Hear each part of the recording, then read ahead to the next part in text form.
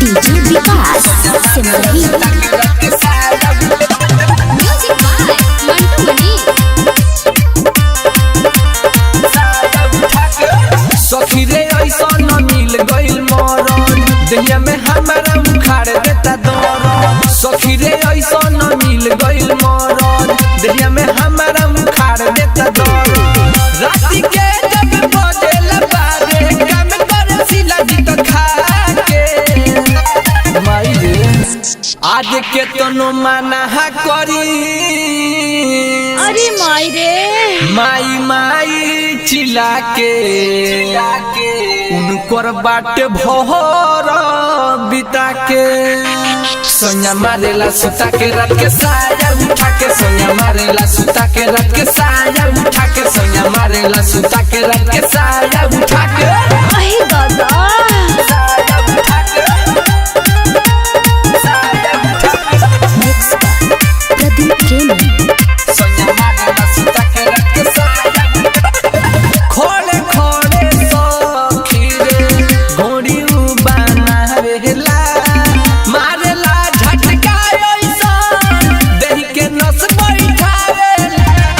खोले खोले सखी रे घोड़ी बनावेला मारेला झटका ऐसा धोनी के नस बैठावेला। हिम्मत रे मारे लगता रे सखी रसगुल्ला खिया के। अरे कहाँ जाई रे आज के तनो माना करी। अरे बुझी ना माई माई चिल्ला के उनकर बाटे भोर बिता के सोनिया मारेला सुता के रात के साया उठा के। सोनिया मारेला सुता के रात के साया उठा के। सोनिया मारेला सुता के रात के साया उठा के। अहे दादा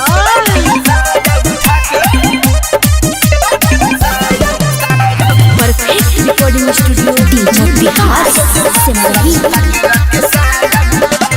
म्यूजिक बाय मंटू मनी। रात भर सोहखी से जिया पोसाता रहेला करेला चुमा चाटी दोनों ही दबारेला।